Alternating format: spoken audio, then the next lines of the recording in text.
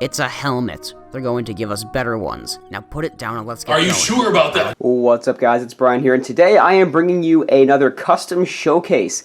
And this one, I am bringing you the Commando, the Imperial Commando outfits for Heater and Flare, from Beta Squad Order 66 Part 2. And yes, these guys will also be in this armor in Part 3 as well.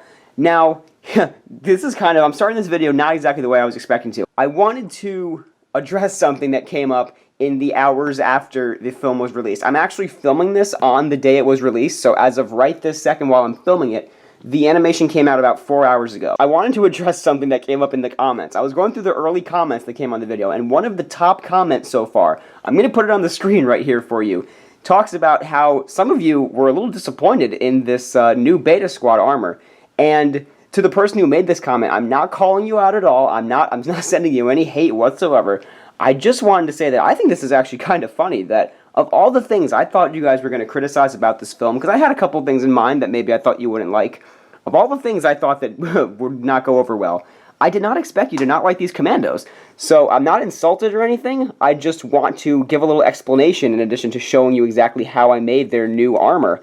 And yes, it is a little lame. I will definitely give that to you, but there is a bit of a reason for that.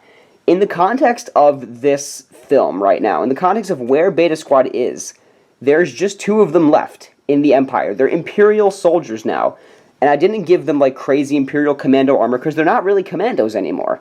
They're just detectives, essentially. They get reassigned to work with Darth Vader to be private detectives. Like, almost like Inquisitors without lightsabers, if you want to go that far. So, and again, at the end of the film, they kidnap, spoiler alert, they kidnap General David and bring him back. But their armor is designed so that they can be sleek, they could blend in with the other Imperial soldiers and Imperial officers if need be, and it just works better for their new function in the army. I designed these guys well over a year ago. Before I made Part 1, I designed this armor. So I've been seeing them forever, but I didn't want to show them to you until after the film was released, because I thought that would be a cool reveal in the middle of the film. But anyway, let me show you exactly how I made this armor. It's actually pretty easy to make. There's just a few different figures I used. So here is Flare's armor. Should I get a nice focus on here?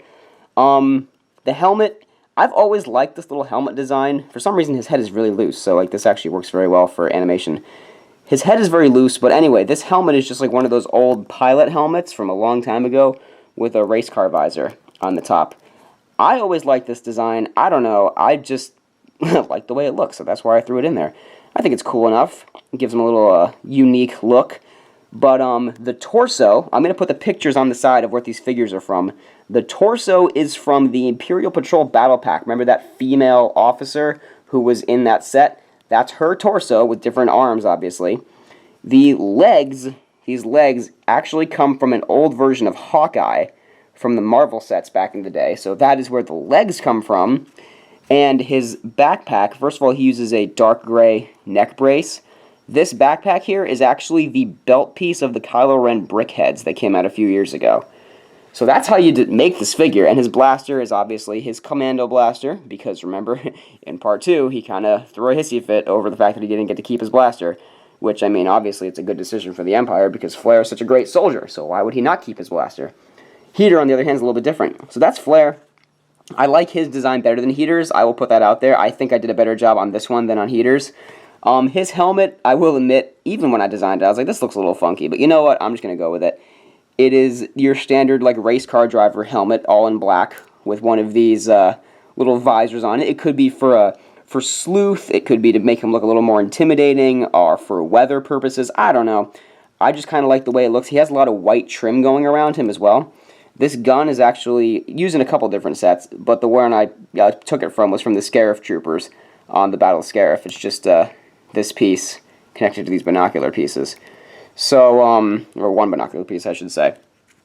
And the white trim going around him, this torso is actually a torso just from a regular standard Death Trooper, with different hands, obviously. The legs are from the Scout Troopers from a few years ago. And he has a black neck brace holding on this one little 1x1 tile for his backpack, which is from the that promotional First Order Stormtrooper from 2016 that everyone hated. Again, it's not a great promotional figure, but it was a good little backpack, and it has an extra tile as well. So then I gave him this little gun, which I guess would be a standard issue if, you know, Flare cooperated. But that's the armor, and if you want to make your own versions, I mean, it doesn't seem like a lot of people want to, but if you want to make your own versions, here they are.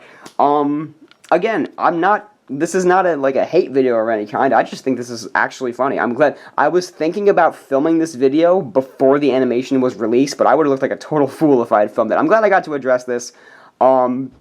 Basically, what I'm trying to say is, here's their armor, and there's my explanation for why they look kind of bland. Because they're just Imperial soldiers now, you know? They're just meant to blend in with the Empire. No more uniqueness or originality. So my goal was to make them look simple, but also cool. So I hope I achieved that factor. If you like their armor, let me know. If you dislike it, again, that's totally fine. Let me know in the comments below what you think of their armor. Be honest with me. I'm open to all the opinions. I just think this is really interesting. I filmed this not in my normal setting. I'm digressing for a second.